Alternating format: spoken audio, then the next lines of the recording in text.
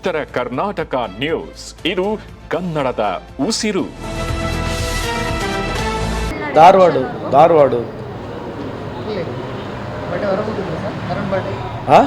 ಇಲ್ಲ, ನೀನು ಎಲ್ಲೇ ಇದ್ವಿ? ಎಸ್ ಮಾ, ಮಾರ್ನಿಂಗ್, ನಮಸ್ಕಾರ, ಹೇಳಿ. ಪೆಟ್ರೋಲ್ ಡೀಸೆಲ್ ಬೆಲೆ ಅದು ಕೂಡ 4 ರೂಪಾಯಿ ಅಂದರೆ ದಿಢೀರಂತ 3 ರೂಪಾಯಿ. ಆಮೇಲೆ ಚಿನ್ನ ಬೆಳ್ಳಿ ವಿಚಾರದಲ್ಲಿ ಒಂದಿಷ್ಟು ಈಗ ಚಿನ್ನ ಬೆಳ್ಳಿ ವಿಚಾರದಲ್ಲಿ ಪ್ರಧಾನಮಂತ್ರಿ ಆಗಿರ್ತಕ್ಕಂಥ ಮೋದಿ ಸಾಹೇಬ್ರು ಯಾಕೆ ಹೇಳ್ತಾ ಇದ್ದಾರೆ ಅಂತಂತಂದರೆ, ಅವರೇ ನೀವು ಪ್ರಶ್ನೆ ಕೇಳಬೇಕು. ನಾನು ಭಾಳ ಸಲ ನೀನೇನು ಧಾರವಾಡನಲ್ಲಿ ಅದೇ ಹೇಳಿದೆ. ಸೋವಜನ್ ಗೋಲ್ಡ್ ಬಾಂಡ್ ಅಂತ ಇವರೊಂದು ಸ್ಕೀಮ್ ತಂದರು. ಗೋಲ್ಡ್ ಬಾಂಡ್ನಲ್ಲಿ ಇನ್ವೆಸ್ಟ್ ಮಾಡಿ ಅಂಥೇಳಿ ಪ್ರಧಾನಮಂತ್ರಿ 2015 ಇಸ್ವಿಲಿಂದ ಹಿಡಿದು 2025 ಇಸ್ವಿವರೆಗೆ ಇಡೀ ದೇಶದ ತುಂಬ ಇವರೇ ಅದ್ರ ಬಗ್ಗೆ ಪಬ್ಲಿಸಿಟಿ ಕೊಟ್ಟರು. That every citizen should invest in gold bond. ನಿಮಗೆ 2.5% ಅಷ್ಟು ನಿಮಗೆ ವರ್ಷ ರಿಟರ್ನ್ ಕೊಡ್ತೀವಿ ಇಂಟ್ರೆಸ್ಟ್ ಅಂತ ಹೇಳಿದ್ರು. It was a contract, not a subsidy. It was a contract made by the honourable prime minister to this country people. ಇವರು ಸುಮಾರು 67 ಟ್ರೆಂಚಸ್ನಲ್ಲಿ 145ರಿಂದ 150 ಟನ್ನಷ್ಟು ಬಂಗಾರವನ್ನು ಖರೀದಿ ಮಾಡಿದ್ದಾರೆ. ಯಾರು ಖರೀದಿ ಮಾಡಿದ್ದಾರೆ? ಭಾರತ ಸರ್ಕಾರ ಈ ದುಡ್ಡಿಂದ ಖರೀದಿ ಮಾಡಿದೆ. ಇವರೇ ಮಾಡಿರೋದು 2025 ಇಸ್ವಿವರೆಗೆ ಇವರೇ ಪ್ರಮೋಟ್ ಮಾಡಿದ್ದಾರೆ, ಬಂಗಾರ ಬಾಂಡ್ನಲ್ಲಿ ನೀವು ಇನ್ವೆಸ್ಟ್ ಮಾಡಿ ಅಂತೇಳಿ. ಇವತ್ತು ಏಕ್ದಮ್ ಬಂದ್ಬಿಟ್ಟು ನೀವು ಬಂಗಾರ ಖರೀದಿ ಮಾಡಿಬೇಡಿ ಅಂತ ಹೇಳ್ತಾ ಇದ್ದಾರೆ. ಅದು ಕಾರಣ ಹೇಳ್ತಕ್ಕಂಥದ್ದು ಏನಂತಂದರೆ ದೇಶಭಕ್ತಿ, ದೇಶ ಪ್ರೇಮ, ದೇಶಕ್ಕಾಗಿ ಅಂತ ಇವೆಲ್ಲ ಬುಲ್ಟೆ ಬಿಡ್ತಾ ಇದ್ದಾರೆ. ಇದ್ರಾಗ ಯಾವುದು ದೇಶ ಪ್ರೇಮಿ, ದೇಶಭಕ್ತಿ ಇಲ್ಲ. ಇದ್ರಾಗ ಇರ್ತಕ್ಕಂಥ ವಿಶೇಷ ಕಾರಣ ಇವತ್ತು ರುಪಿ ಗಗನಕ್ಕೆ ಹೋಗ್ಬಿಟ್ಟಿದೆ. Rupee has fallen so down. If you compare, ನಾ ಬೇರೆ ಸೌತ್ ಈಸ್ಟ್ ಕಂಟ್ರಿಗಳಿಗೆ ಕಂಪೇರ್ ಮಾಡಿದ್ರೆ ಇಂಡಿಯನ್ ರುಪಿ ಏನಿದೆಲ್ಲ ಭಾಳ ದೊಡ್ಡ ಭಾಷಣ ಮಾಡೋರು, 20 ರೂಪಾಯಿಗೆ $1, 30 ರೂಪಾಯಿಗೆ $1 ಅಂತ ಭಾಳ ಚುಟಿಗೆ ಹೊಡೆದು ಭಾಷಣ ಮಾಡೋರು ಇದೇ ಹೇಳಿದ್ರಿ. ದೇಶದಲ್ಲಿ ಪ್ರಧಾನಮಂತ್ರಿಯವರು ಮೊದಲನೇ ಬಾರಿ ಮೋದಿ ಸಾಹೇಬರು ಪ್ರಧಾನಮಂತ್ರಿ ಆದರೆ 20 ರೂಪಾಯಿ, ಮತ್ತು 2ನೇ ಸಲ ಆದರೆ 30 ರೂಪಾಯಿ, 3ನೇ ಸಲ ಆದರೆ 40 ರೂಪಾಯಿ ಅಂತಂದ್ರೆ ಈಗ ಆಲ್ರೆಡಿ 100 ರೂಪಾಯಿಗೆ ಮುಟ್ಟಕ್ಕೆ ಬಂದುಬಿಟ್ಟಿದ್ವಿ ನಾವು. ಯಾಕಂದರೆ rupee in the world market has fallen very bad. ನೀವು ಬಾಂಗ್ಲಾದೇಶ್ ಸ್ಟಾಕ ನಮ್ಕಿನ್ನ ಚೆನ್ನಾಗಿದೆ. ಅಫ್ಘಾನಿಸ್ತಾನ್ ಕರೆನ್ಸಿ ನಮ್ಕಿನ್ನ ಚೆನ್ನಾಗಿದೆ. RMB ಅಂತ ಹೇಳ್ತೀವಿ ಚೈನಾದು, ಅದು ನಮ್ಕಿನ್ನ ಚೆನ್ನಾಗಿದೆ. ದಿನಾರ್ ಅಂತ ಹೇಳ್ತೀವಿ ಕುವೈತ್, ಅದು ನಮ್ಕಿನ್ನ ಸ್ಟ್ರಾಂಗ್ ಇದೆ. ಸೊ ಈ ಥರದ್ದು ಯಾವುದೇ ನೀವು ಕರೆನ್ಸಿಗಳು ನಾವು ಚೆಕ್ ಮಾಡಿ ನೋಡಿದಾಗ ಇಂಡಿಯನ್ ಕರೆನ್ಸಿ ಇವತ್ತು ಪೂರಾ ಪಾತಾಳಕ್ಕೆ ಹೋಗಿದೆ. ಅದಕ್ಕಾಗಿ ಇವತ್ತು ಪ್ರಧಾನಮಂತ್ರಿಯವರು ನೀವು ಖರೀದಿ ಮಾಡಬೇಡಿ ಅಂತ ಹೇಳ್ತಾ ಇದ್ದಾರೆ. ಆಯಿತು, ಒಂದು ಖರೀದಿ ಮಾಡಬೇಡಿ ಅಂತ ನೀವು ಹೇಳ್ತಾ ಇದ್ದೀರಿ, ಮತ್ತು 10 ವರ್ಷ ನೀವು ಯಾಕೆ ಪ್ರಮೋಟ್ ಮಾಡಿದ್ರಿ ಗೋಲ್ಡ್ ಬಾಂಡ್ನಲ್ಲಿ? ದಯಮಾಡಿ ಇದನ್ನು BJPಯ ಮುಖಂಡರುಗಳಿಗೆ ಕೇಳಬೇಕು. ಪ್ರಧಾನಮಂತ್ರಿಯವರು ಕೂಡ ಇದ್ರ ಉತ್ತರ ಕೊಡಬೇಕಂತಕ್ಕಂಥದ್ದು ಒಂದು. ಎರಡನೇದು, ವಿಶೇಷವಾಗಿ ಇವತ್ತೇನು 3 ರೂಪಾಯಿ 4 ರೂಪಾಯಿ ಜಾಸ್ತಿ ಮಾಡಿದ್ದಾರೆ, ಸ್ವಲ್ಪ ಇದ್ರ ಬಗ್ಗೆ ಚರ್ಚೆ ಆಳವಾಗಲಿ. UPA 1 UPA 2 ಸರ್ಕಾರ ಇದ್ದಾಗ ಆ್ಯಾವ್ರೇಜ್ ಬೈಯಿಂಗ್ ಪ್ರೈಸ್ ನಮ್ದು 10 ವರ್ಷ $103 ಇತ್ತು ಆ್ಯಾವ್ರೇಜ್ ಬೈಯಿಂಗ್ ಪ್ರೈಸ್. ಇವತ್ತು ಸ್ವಲ್ಪ ಜಾಸ್ತಿ ಆಗಿರ್ಬೋದು, ಯಾಕಂದರೆ ವಾರ ಆಗಿದೆ, ಅದ್ರ ಬಗ್ಗೆ ಒಪ್ಪಣ ಇಲ್ಲ ಅಂತಲ್ಲ. ಆದರೆ ಯಾವಾಗ ಕಮ್ಮಿ ಇತ್ತು ನಾವು ಬೈಯಿಂಗ್ ಮಾಡ್ತಾಯಿದ್ವಿ. ಕೋವಿಡ್ ಸಂದರ್ಭದಲ್ಲಿ $25-30ವರೆಗೆ ಖರೀದಿ ಮಾಡಿದ್ವಿ, $40ವರೆಗೆ ಬಿದ್ದಿದೆ ಆಯಿಲ್ ಪ್ರೈಸು. ಆ್ಯಾವ್ರೇಜು BJP ಕಾಲದಲ್ಲಿ ಮೋದಿಯವರ ಸಾಹೇಬ್ರ ಕಾಲದಲ್ಲಿ $63ರಿಂದ $65 ಒಳಗಡೆ ಖರೀದಿ ಮಾಡಿರ್ತಕ್ಕಂಥದ್ದಿದೆ. ಈ ದುಡ್ಡು ಯಾಕೆ ಕೊಡಬಾರ್ದಾಗಿತ್ತು ಜನಕ್ಕೆ ವಾಪಸ್ಸು? ಅವಾಗ ಕೇಂದ್ರದಲ್ಲಿ ನರೇಂದ್ರ ಮೋದಿಯವ್ರ ಸರ್ಕಾರ ಇರಲಾಗ ನಾವು 2004ರಿಂದ 2014ವರೆಗೆ ಮನಮೋಹನ್ ಸಿಂಗ್ ಸಾಹೇಬರು ಸುಮಾರು 10 ಲಕ್ಷಕ್ಕೆ ಹೆಚ್ಚು ಸಬ್ಸಿಡಿ ಕೊಟ್ಟರು. ಇವರು ಸಬ್ಸಿಡಿ ಕೊಡಲಿಲ್ಲ. ನಮ್ಮ ಕಾಲದಲ್ಲಿ ಎಲ್ಲ ರಿಲಯನ್ಸ್ ಬಂಕ್ಗಳು ಮುಚ್ಕೊಂಡು ಹೋಗ್ಬಿಟ್ಟಿದ್ದು. ಇವ್ರು ಬಂದಮೇಲೆ ರಿಲಯನ್ಸ್ ಬಂಕ್ಗಳು ಯಾಕೆ ನಡೀತಾ ಇದ್ದಾವೆ ಅಂತಂದರೆ ಸಬ್ಸಿಡಿ ಕೊಡ್ತಾ ಇಲ್ಲ. ಸಬ್ಸಿಡಿ ಕೊಟ್ಟರೆ ಬಡವ್ರಿಗೆ ಅನುಕೂಲ ಆಗುತ್ತೆ. ಇವತ್ತು ರಿಲಯನ್ಸ್ ಬಂಕು, ಅದಾನಿ ಕಂಪ್ನಿಗಳು ಲಕ್ಷಾಂತರ ಕೋಟಿ ಪ್ರಾಫಿಟ್ ಮಾಡಿರ್ತಕ್ಕಂಥದ್ದು. ಕೇಂದ್ರ ಸರ್ಕಾರ ಕಮ್ಮಿ ಇಂಪೋರ್ಟ್ ಮಾಡ್ತಾ ಇದೆ, ಪ್ರೈವೇಟ್ ಕಂಪ್ನೀಸ್ಗಳು ಜಾಸ್ತಿ ಇಂಪೋರ್ಟ್ ಮಾಡ್ತಾ ಇದ್ದಾವೆ. ಸಬ್ಸಿಡೈಸ್ ಪ್ರೈಸ್ನಲ್ಲಿ ಬಂದಿರತಕ್ಕಂಥ ಖರೀದಿ ಮಾಡಿರ್ತಕ್ಕಂಥ ದುಡ್ಡು ಸಾರ್ವಜನಿಕರಿಗೂ ಕೊಡಲಿಲ್ಲ, ಭಾರತ ಸರ್ಕಾರ ಉಪಯೋಗಿಸ್ಕೊಳ್ತು. ಅದ್ರ ಜೊತೆಗೆ ಪ್ರೈವೇಟ್ ಕಂಪ್ನೀಸ್ಗಳು ಭಾಳ ದೊಡ್ಡ ಪ್ರಮಾಣ ಪ್ರಾಫಿಟ್ ಮಾಡ್ತು. ಸೊ ಇವತ್ತು ನೀವು ಕೇಳಿ, ಬೈಯಿಂಗ್ ಪ್ರೈಸ್ ನಿಮ್ದು ಆ್ಯಾವ್ರೇಜ್ ಎಷ್ಟಿದೆ, ನೀವು ಯಾಕೆ ಜಾಸ್ತಿ ಸಬ್ಸಿಡಿ ಕೊಡ್ತಾ ಇಲ್ಲ? ಸಬ್ಸಿಡಿ ಜಾಸ್ತಿ ಕೊಡಬೇಕಂತಕ್ಕಂಥದ್ದು ನಮ್ಮ ವಾದ ಇದೆ. ಹೌದು, ತಾತ್ಕಾಲಿಕವಾಗಿ ವಾರ ಆಗಿತ್ತು, ವಾರಿಂದ ಜಾಸ್ತಿ ಆಗಿದೆ. ಬಟ್ 10 ವರ್ಷದ ರೆಕಾರ್ಡ್ ನೀವು ತೆಗೆದು ನೋಡಿದ್ರೆ ಈ ದೇಶದ ಜನಕ್ಕೆ ಮೋಸ ಮಾಡಿದಾರೆ ಅಂತ ಈ ಸಂದರ್ಭಕ್ಕೆ ಹೇಳಲಿಕ್ಕೆ ಬಯಸ್ತೇನೆ. ಆಮೇಲೆ ಎರಡನೇದು, ನೀವ್ಯಾಕೆ US ಹೇಳ್ದಂಗೆ ಕೇಳಬೇಕು? ಇವತ್ತು ಬೇರೆ ಕಡೆ ಆಯಿಲ್ ಚೀಪಾಗಿ ಸಿಗುತ್ತೆ, ನಾವು ಎಲ್ಲಿ ಬೇಕಾದಲ್ಲಿ ಖರೀದಿ ಮಾಡ್ಬೋದು. ನೀವ್ಯಾಕೆ ಖರೀದಿ ಮಾಡ್ತಾ ಇಲ್ಲ? ರಷ್ಯಾದವರು ನಿಮಗೆ ಗ್ಯಾಸ್ ಕೊಡ್ತಾರನ್ನ ನೀವು ತೊಗೊಳಕ್ಕೆ ರೆಡಿ ಇಲ್ಲ, ಆಯಿಲ್ ಕೊಡ್ತಾರನ್ನ ತೊಗೊಳಕ್ಕೆ ರೆಡಿ ಇಲ್ಲ. ನಮಗೆ ಹೆಂಗಿದ್ರು ಕೇವಲ 12 ದಿನ ಬೇಕು. ಇರಾನ್ಲಿಂದ ಇಂಡಿಯಾಗೆ ಬರಬೇಕಾಗಿದ್ದರೆ ಕೇವಲ 12 ದಿನದಲ್ಲಿ ಬರುತ್ತೆ ನಮಗೊಂದು ಶಿಪ್ಪು. ಈಗ ನೀವು ಅಮೇರಿಕನ್ ಅಂತಂದರೆ 45 ದಿನ ಬೇಕು.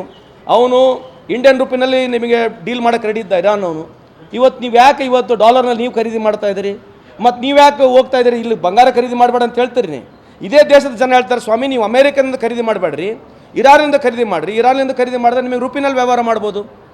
ಇದು ಯಾರು ಕೇಳಬೇಕು ರೀ ಪ್ರಶ್ನೆ? ಯಾಕೆ ಇದನ್ನ ಪ್ರಶ್ನೆ ಕೇಳಬಾರ್ದು ನಾವು?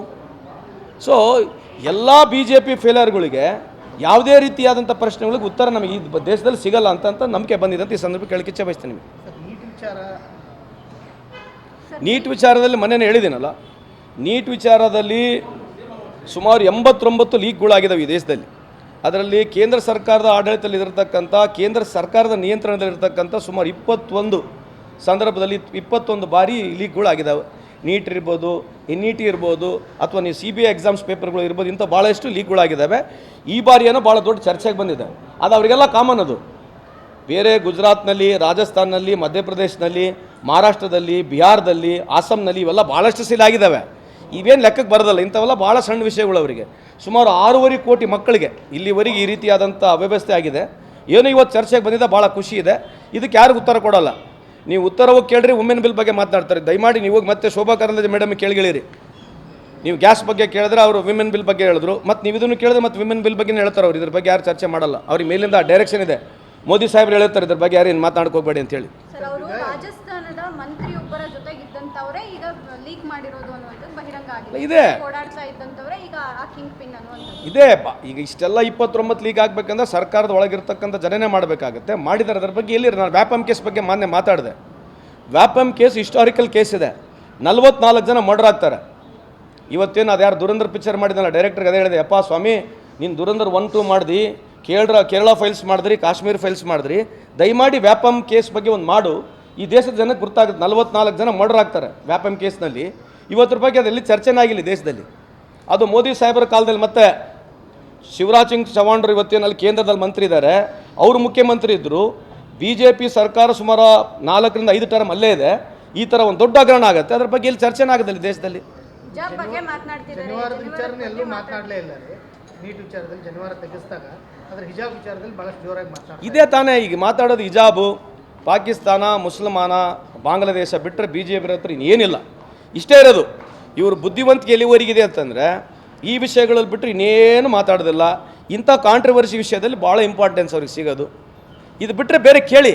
ಹಿಜಾಬ್ ಬಗ್ಗೆನೂ ಮಾತಾಡಲಿ, ಅದ್ರ ಬಗ್ಗೆ ಪ್ರೈಸ್ ಹೈಕ್ ಬಗ್ಗೆ ಮಾತಾಡೋಕೆ ಕೇಳಿ, ನೀಟ್ ಬಗ್ಗೆ ಮಾತಾಡೋಕೆ ಕೇಳಿ, ಡಿಮೊನಿಟೈಸೇಷನ್ ಬಗ್ಗೆ ಮಾತಾಡೋಕೆ ಕೇಳಿ, ಡಾಲರ್ ಬಗ್ಗೆ ಮಾತಾಡೋಕೆ ಕೇಳಿ, ಎಜುಕೇಷನ್ ಬಗ್ಗೆ ಮಾತಾಡೋಕೆ ಕೇಳಿ, ಎಂಪ್ಲಾಯ್ಮೆಂಟ್ ಬಗ್ಗೆ ಮಾತಾಡೋಕೆ ಕೇಳಿ, ಇನ್ಫ್ಲೇಷನ್ ಬಗ್ಗೆ ಮಾತಾಡೋಕೆ ಕೇಳಿ, ವಾರ್ ಬಗ್ಗೆ ಮಾತಾಡೋಕೆ ಕೇಳಿ, ಪಹಲ್ಗಾಮ್ ಬಗ್ಗೆ ಕೇಳ್ರಿ, ಪುಲ್ವಾಮಾ ಬಗ್ಗೆ ಕೇಳ್ರಿ. ಯಾವ ಮಾತಾಡೋದಲ್ಲ, ಬರೀ ಇಂಥವೇ ಕಾಯ್ತಿರ್ತಾರೆ. ಇಂಥ ಒಂದು ಸಂದರ್ಭಗಳು ಬಂದಾಗ ಅದರ ಒಂದು ಸ್ಕೋರ್ ಮಾಡಬೇಕು. ಇವ್ರಲಿಂದನೇ ಹಿಂದೂಗಳು ಅತೀ ಬಡ ರೇಖೆಯಲ್ಲಿ ಬಂದಿರತಕ್ಕಂಥ BJP ಅವಧಿಯಲ್ಲಿ ಹಿಂದೂಗಳಿಗೆ, ಯುವಕರಿಗೆ ಕೆಲಸ ಸಿಗಲಾರ್ತಕ್ಕಂಥ ಈ ಅವಧಿಯಲ್ಲಿ ಆಗಿರ್ತಕ್ಕಂಥದ್ದು, ಇಡೀ ಭಾರತ ದೇಶದ ಹಿಂದೂಗಳಿಗೆ ಮೋಸ ಮಾಡಿರ್ತಕ್ಕಂಥ BJP ಸರ್ಕಾರ, ಕೇಂದ್ರದಲ್ಲಿರ್ತಕ್ಕಂಥ ಸರ್ಕಾರಗಳು, ರಾಜ್ಯದಲ್ಲಿರ್ತಕ್ಕಂಥ ಬೇರೆ ಬೇರೆ BJP ಸರ್ಕಾರಗಳು ಹಿಂದೂಗಳ ಬಗ್ಗೆ, ಸೆಂಟಿಮೆಂಟ್ಸ್ಗಳ ಬಗ್ಗೆ ಮಾತನಾಡಿ ಓಟ್ಗಳನ್ನ ತೊಗೊಂಡು ಹಿಂದೂ ಸಮಾಜಕ್ಕೆ ಮೋಸ ಮಾಡಿ ಇವತ್ತು ರೊಕ್ಕ ಇವರೇ ಮಾಡ್ಕೊಂಡಿದ್ದಾರೆ. ಇನ್ನೇನೂ ಇಲ್ಲ. ಈ ದೇಶದಲ್ಲಿ ಇರ್ತಕ್ಕಂಥ ಸುಮಾರು 85% ಹಿಂದೂಗಳಿದ್ದಾರೆ. ಅವ್ರ ಪರಿಸ್ಥಿತಿಗಳನ್ನ ದಯಮಾಡಿ ಇವತ್ತನ್ನು ನೋಡಿ ಅಂತ ಈ ಸಂದರ್ಭಕ್ಕೆ ಅವ್ರಿಗೆ ಹೇಳಲಿಕ್ಕೆ ಬಯಸ್ತೇನೆ.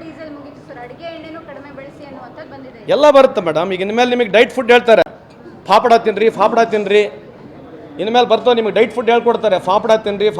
ಅದರಿಂದ ಏನಾಗುತ್ತೆ, ಅದರಿಂದ ಉಪಯೋಗಗಳನ್ನ ಹೇಳಕ್ಕೆ ಬರ್ತಾರೆ. ಇವತ್ತು ಹೇಳ್ತಾ ಇದ್ದೀನಲ್ಲ, ಈ ದೇಶ ಎಲ್ಲಿಗಿದೆ ಇವತ್ತು. ಫ್ರೀ ಪ್ರೆಸ್ ಇಂಡೆಕ್ಸ್ ಅಂತ ಮಾತಾಡ್ತೀವಿ, 157ನೇ ಸ್ಥಾನದಲ್ಲಿದ್ದೀವಿ. ಹಂಗರ್ ಇಂಡೆಕ್ಸ್ 107ನೇ ಸ್ಥಾನದಲ್ಲಿದ್ದೀವಿ. ಮಾರ್ಟಿಲಿಟಿ ರೇಟ್ ವರ್ಸ್ಟ್ ಇದ್ದೀವಿ, ಪ್ರಪಂಚದಲ್ಲಿ 2ನೇ ಸ್ಥಾನದಲ್ಲಿದ್ದೀವಿ. ಇಂಥರ ಬಗ್ಗೆ ಚರ್ಚೆ ಮಾಡಬೇಡ್ರಿ ನೀವು ಅವರಿಗೆ.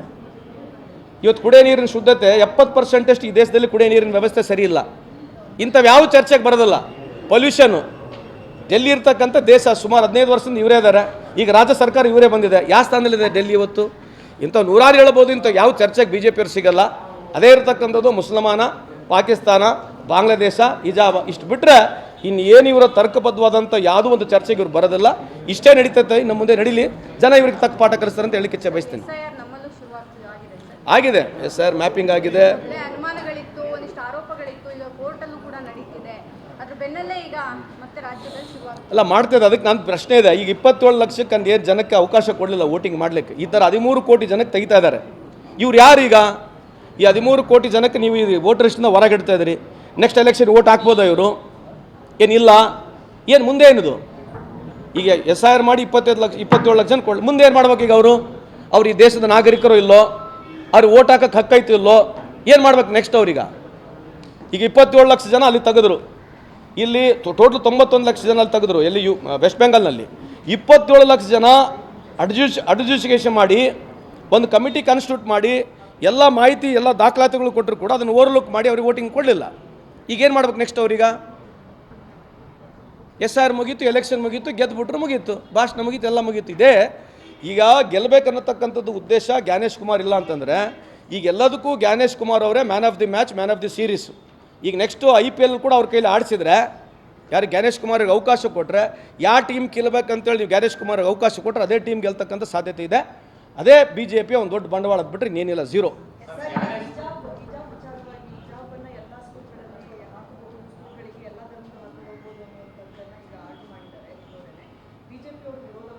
ಅದೇ BJP ಅದು ಬಿಟ್ಟರೆ ಬೇರೆ ಏನಿದೆ? ಬೇರೆ ಯಾವುದಕ್ಕೆ ವಿರೋಧ ಮಾಡೋದು? ಏನೇ ನೀಟ್ ಬಗ್ಗೆ ವಿರೋಧ ಮಾಡೋದು, ಅದೇ ಕಾಂಟ್ರವರ್ಸಿ ಎಲ್ಲ ಆಗುತ್ತೆ, ಅಲ್ಲಿ ಬರ್ತಾರೆ. ಅಷ್ಟು ಬಿಟ್ಟರೆ ಈಗ ಅದೇ ಹೇಳ್ದಲ್ಲ, ವ್ಯಾಪಮ್ ಕೇಸಲ್ಲಿ 44 ಜನ ಮರ್ಡರ್ ಆಗಿದ್ದಾರೆ, ಎಲ್ಲ ಹಿಂದೂಗಳೇ ಮರ್ಡರ್ ಆಗಿದ್ದಾರೆ, ಅಲ್ಲಿ ಯಾಕೆ ಮಾಡೋದಲ್ಲ? ಅಲ್ರಿ, ಇದು ಆ ಕಾನ್ಸ್ಟಿಟ್ಯೂಷನ್ನಲ್ಲಿ ಇದರಲ್ಲ ಪ್ರಾವಿಷನ್ ಇದೆ, ಕಾನ್ಸ್ಟಿಟ್ಯೂಷನಲ್ಲಿ ಪ್ರಾವಿಷನ್ ಇದೆ ಅಲ್ವಾ? ಕಾನ್ಸ್ಟಿಟ್ಯೂಷನ್ ಪ್ರಾವಿಷನ್ ಇದೆ ಅಲ್ಲ ಮೇಡಮ್? ಐತೆ, ಕಾನ್ಸ್ಟಿಟ್ಯೂಷನ್ ಪ್ರಾವಿಷನ್ ಮಾಡ್ಬೋದು, ಅದಕ್ಕೇನು ಸಂಬಂಧ ಇದೆ? ವಿರುದ್ಧವಾಗಿ ಕೇಸರಿ ಶಾಲು ಮತ್ತು ಕೆಂಪು ಚಡ್ಡಿ ಹಾಕೊಂಡ್ಬರ್ತೀವಿ. ಬರಲ್ಲ ಅವ್ರಿಗೆ, ನೋಡ್ರಿ, ಅವ್ರಿಗೆ ಏನು ಬೇಕಾದ್ ಮಾಡಲಿ. ಇದು ಬಿಟ್ಟರೆ ಇದೇ ವಿಷಯಗಳು ಬಿಟ್ಟರೆ ಬೇರೆ ಏನಿದೆ ಅವ್ರ ಹತ್ರ ಮಾತಾಡೋದು?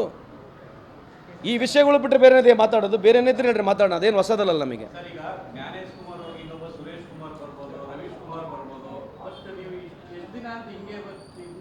ಅದೇ ಜನಕ್ಕೆ ಎಲ್ಲಿವರೆಗೆ ಅರ್ಥ ಆಗಲ್ಲ, ನಾವು ಇದೇ ಪರಿಸ್ಥಿತಿಲಿ ಇರಬೇಕಾಗತ್ತೆ ಸರ್, ಏನು ಮಾಡೋಕ್ಕಾಗಲ್ಲ. ಅದು ಹಂಗೆ ವನವಾಸ ಬರ್ತಾವೆ ಕೆಲವು ಟೈಮು. ಇದು ದೇಶದ ವನವಾಸ. ಇದು ಏನೋ ಮೋದಿ ಬ್ರ್ಯಾಂಡು, ಮೋದಿ ಭಾಳ ಬುದ್ಧಿವಂತರು ಅಂತೇಳಿ ಭಾಳ ದೊಡ್ಡ ಪ್ರಪಂಚದಲ್ಲೇ ಭಾಳ ಬುದ್ಧಿವಂತರು ಅಂತೇಳಿ ಬಿಂಬಿಸ್ಕೊಂಡು ಹೋಗ್ತಾ ಇದ್ದೀರಿ. ಎಲ್ಲನ ನೀವು ಬೇರೆ ದೇಶಕ್ಕೆ ಹೋಗಿ ಸ್ವಲ್ಪ ನೀವು ಮಾತಾಡ್ರಿ, ನಿಮ್ಮ ಪಾಸ್ಪೋರ್ಟ್ ರ್ಯಾಂಕಿಂಗ್ ಬಗ್ಗೆ ಮಾತಾಡ್ರಿ, ನಿಮಗೆ ವೀಸಾ ಹೆಂಗೆ ಸಿಗ್ತಾ ಇದೆ. ಇವತ್ತು ನಮ್ಮ ಯುವಕರು ಆಸ್ಟ್ರೇಲಿಯಾಗೆ ಹೋದರೆ ವೀಸಾ ಸಿಗ್ತಾ ಇಲ್ಲ, ಅಮೇರಿಕಾದಲ್ಲಿ ವೀಸಾ ಸಿಗ್ತಾ ಇಲ್ಲ, ಅಮೇರಿಕದಿಂದ ಬೇಡಿ ಹಾಕೊಂಡು ವಾಪಸ್ ಕಳಿಸ್ತಾ ಇದ್ದಾರೆ. ಚರ್ಚೆ ಎಲ್ಲ ಐತಿ ಇದ್ರ ಬಗ್ಗೆ. ಚರ್ಚೆ ಹಿಜಾಬ್ ಆಗಬೇಕು, ಚರ್ಚೆ ಪಾಕಿಸ್ತಾನ ಆಗಬೇಕು, ಬಾಂಗ್ಲಾದೇಶ ಆಗಬೇಕು. ಬಾಂಗ್ಲಾದೇಶ ಬಗ್ಗೆ ಚರ್ಚೆ ಮಾಡಿ. ಇವತ್ತು ಅವ್ರದ್ದು GDP ಏನಿದೆ, ಪರ್ ಕ್ಯಾಪಿಟಲ್ ಇನ್ಕಮ್ ಏನಿದೆ, ನಮ್ಗಿನ್ನ ಜಾಸ್ತಿ ಇದೆ. ಇದ್ರ ಬಗ್ಗೆ ಚರ್ಚೆ ಮಾಡ್ತಾರಾ? ಬಾಂಗ್ಲಾದೇಶ ಬಗ್ಗೆ ದಿವಸ ಒದರಾಡ್ತಿದ್ರು. ಬಾಂಗ್ಲಾದೇಶ ಇವತ್ತು $2,981 ಇದೆ, ನಾವು $2,800 ಇದ್ರ ಬಗ್ಗೆ ಚರ್ಚೆ ಮಾಡಿ ಕೇಳ್ರಿ ಸ್ವಲ್ಪ, ನೋಡಿ ಇದ್ರ ಬಗ್ಗೆ ಒಳ್ಳೆ ಚರ್ಚೆ ಮಾಡ್ತಾರೆ ನೋಡಿ.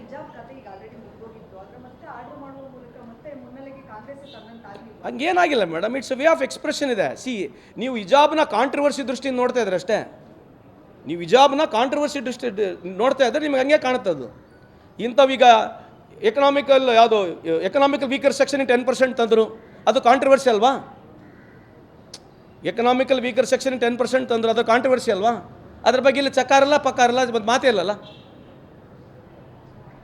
ಅದ್ರ ಬಗ್ಗೆ ಇಲ್ಲಿ ಚರ್ಚೆನೇ ಇಲ್ಲಲ್ಲ. ಥ್ಯಾಂಕ್ ಯು, ನಮಸ್ಕಾರ.